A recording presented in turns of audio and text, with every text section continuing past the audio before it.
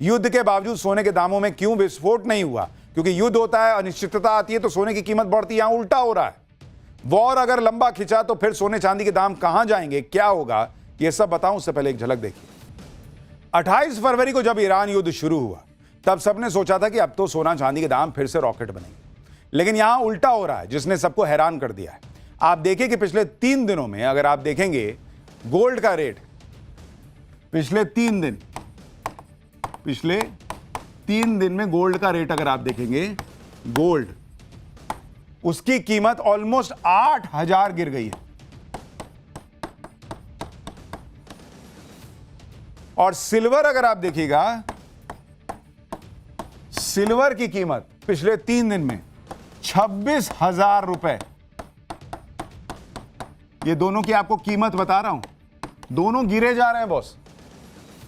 इस साल जिस तेजी से सोना चांदी बढ़ा था उसमें ईरान वॉर के बाद तो और दाम बढ़ने चाहिए थे, लेकिन ऐसा नहीं हुआ। आप देखिए कि इस साल सोने के दाम कितने बढ़े और युद्ध शुरू होने के बाद कितना अंतर आ गया। 10 ग्राम सोने की कीमत 31 दिसंबर 2025 को 1,33,000 थी, 28 फरवरी को 1,59,000 थी और आज 6 मार्च को ये 1,63,000 रुपए पर है।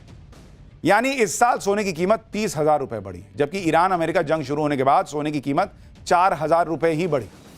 वहीं 1 किलो चांदी का दाम 31 दिसंबर 2025 में 2,30,000 रुपए पर था, 28 फरवरी को 2,66,000 पर था और आज 2,67,000 रुपए पर है। यानी इस साल चांदी की कीमत करीब 37,000 रुपए बढ़ी है, जबकि जंग शुरू होने के बाद यह कीमत 1,000 रुपए बढ़ी है, क्योंकि बीच में गिर गई इतनी। आशंका यह जताई जा रही है कि ईरान युद्ध के बाद सोने के दाम ऑल टाइम हाई पहुंच जाएंगे।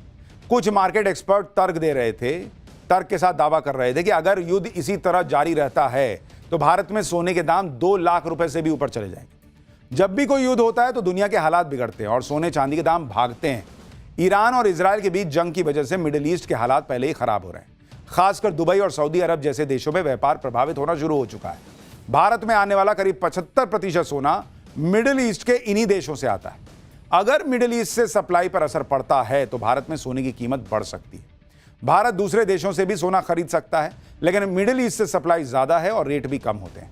इसलिए अगर सप्लाई कहीं और से लेनी पड़ी तो रेट बिगड़ेंगे और इतनी ज्यादा सप्लाई मिल भी नहीं पाएगी। लेकिन अगर आप सोने चांदी के आज के रेट देखें और सोने चांदी का ऑल टाइम हाई देखें तो बड़ा अंतर है। भाई ऑल टाइम हाई गोल्ड का 1,76,000 जा चुका, जबकि आज का रेट 1,63,000 पर है। और सिल्वर का ऑल टाइम हाई 3,86,000 जा चुका, जबकि आज तो 2,67,000 पे। युद्ध शुरू होने के बाद भी सोने और चांदी के दाम क्यों नहीं बढ़ रहे, अब उसके बारे में आपको बताता हूं। जिस हिसाब से मार्केट एक्सपर्ट्स का मानना था कि सोने के दाम 1,80,000 या 2 लाख तक पहुंच जाएंगे, उस हिसाब से सोने चांदी को लेकर वैसा उत्साह नहीं रहा और market wait and watch mode में चला गया। युद्ध की स्थिति के बावजूद सोने की ग्लोबल कीमतों में $5400 पर ज्यादा मजबूत रेजिस्टेंस मिला। यानी इंटरनेशनल मार्केट में सोना $5400 पर पहुंचते ही बिकना शुरू हो जाता है।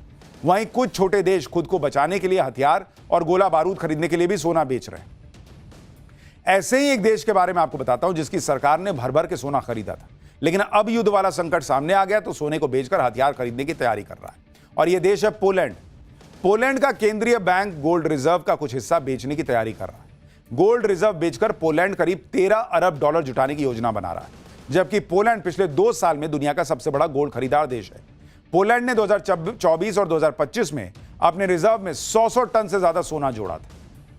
वैसे तो आप देखिए कि जब 28 फरवरी को अमेरिका और इजराइल ने ईरान पर हमला किया तो करेंसी और इक्विटी मार्केट ने वैसा ही रिएक्ट किया जैसा वो आमतौर पर युद्ध के दौरान करता है। इक्विटी मार्केट गिरने लगा, करेंसी कमजोर हुई और कमोडिटी की कीमत बढ़ गई। इसके तुरंत बाद सोने के दाम भी 2% के आसपास बढ़े और चांदी 1-1.5% बढ़ गया।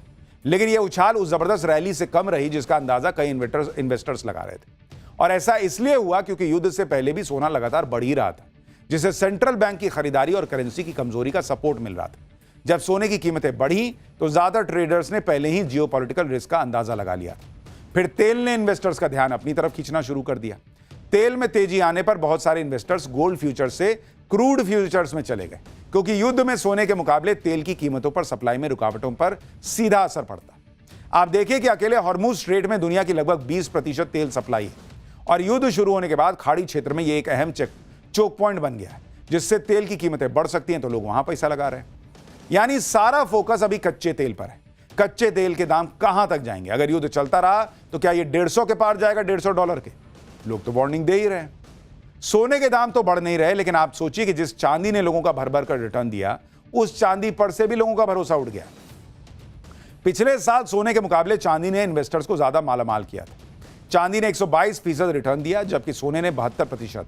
लेकिन इसके बाद भी लोग चांदी में इन्वेस्ट कम कर रहे हैं। इसकी बड़ी वजह है इसका इंडस्ट्रियल मेटल के तौर पर ज्यादा इस्तेमाल। दुनिया भर में चांदी की लगभग 60% मांग है और वो इंडस्ट्रियल इस्तेमाल के लिए है। अब जब युद्ध होता है तो ग्लोबल सप्लाई चेन और इंडस्ट्रियल प्रोडक्शन के लिए खतरा हो जाता है।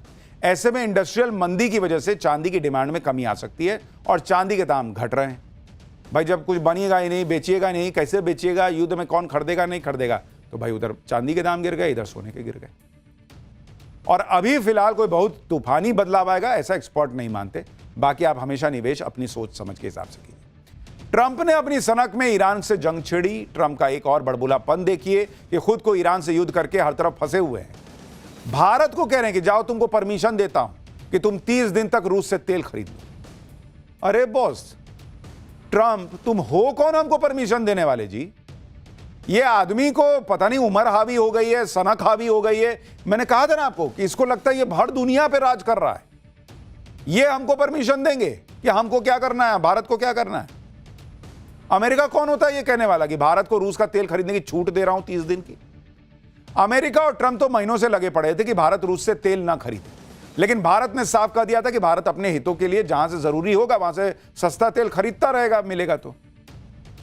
अमेरिका तब तो रूस का तेल किसी को खरीदने नहीं दे रहा था। अब जब खुद पर बन आई, हर तरफ से ट्रंप की हालत खराब हो रही है, सब जगह से गालियां पड़ रही हैं कि भाई तेल तो खत्म हो जाएगा तो दुनिया चलेगी कैसे, तो भारत से अमेरिका कह रहा है कि 30 दिन का तेल ले लो जाओ रूस से। जो अमेरिका कल तक रूस के तेल पर पाबंदी लगा रहा था, अब कह रहा है कि भारत 30 दिनों के लिए रूस से कच्चा तेल खरीद सकता है, क्योंकि इस फैसले से ग्लोबल एनर्जी सेक्टर स्थिर बना रहेगा। भारत की रिफाइनरीज को 30 दिन की अनुमति दी गई है।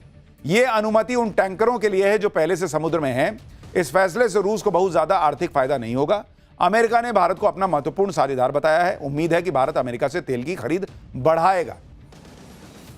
तो बड़ा बवाल खड़ा हो रहा है कि अमेरिका कौन होता है भारत को यह बोलने वाला कि हम तुमको छूट देते हैं, हम तुमको परमिशन देते हैं? अमेरिका के वित्त मंत्रालय का बयान है। क्या अमेरिका यह सब जानबूझ के कर रहा है ताकि भारत में भी बड़ा बवाल आ जाए, या उसको समझ में आ गया कि भाई भारत खरीदेगा इसलिए पहले ही बोल दो कि भाई हम तुमको परमिशन देते हैं? आज आपको बताऊंगा कि इस पर डेटा और फैक्ट्स क्या कह रहे हैं। कांग्रेस ने सीधे पीएम मोदी पर अटैक किया है। पूछा है कि क्या भारत की विदेश नीति अमेरिका चला रहा है? अमेरिका से भारत को अनुमति की जरूरत क्या है? राहुल गांधी ने पीएम मोदी को कॉम्प्रोमाइज बताते हुए कहा कि भारत की विदेश नीति हमारे लोगों की सामूहिक इच्छा से उत्पन्न होती है। यह हमारे इतिहास, हमारी भौगोलिक स्थिति, सत्य और अहिंसा पर आधारित हमारी आध्यात्मिक विचारधारा में निहित होनी चाहिए। आज हम जो देख रहे हैं वो नीति नहीं है, ये एक कॉम्प्रोमाइज्ड व्यक्ति के शोषण का परिणाम है। राहुल गांधी पहले दिन से ट्रंप का नाम लेकर पीएम मोदी को घेर रहे हैं। रूस से तेल खरीद के मामले में कांग्रेस क्या कह रही है, एक बार सुनिए, फिर आपको फैक्ट्स बताता हूं। बहुत बहुत बधाई के साथ मैं ये अपनी प्रेस वार्ता शुरू करता हूं। बधाई इसलिए कि हमें अनुमति मिल गई है भारत को अमेरिका द्वारा कि हम 30 दिन के लिए रूस से तेल खरीद सकते हैं, लाइसेंस मिला। बहुत बहुत बधाई हो, एक ऐतिहासिक दिन है। हमारा नेतृत्व बहुत अरसे से कह रहा है, भारत का प्रधानमंत्री अमेरिका और इजराइल के हाथ की कठपुतली बन चुका है। रोज सबूत आ रहे हैं, हमारे कहने की भी जरूरत नहीं है, आपको रोज सबूत मिलते हैं। कभी अमेरिका से मिलता है, कभी इजराइल से मिलता है, सेवा तीर्थ से मिलता है। कई बार तो दिन में 2-2, 3-3, 4-4 बार सबूत मिलते हैं कि किस तरह की गुलामी भारत का प्रधानमंत्री आज कर रहा है।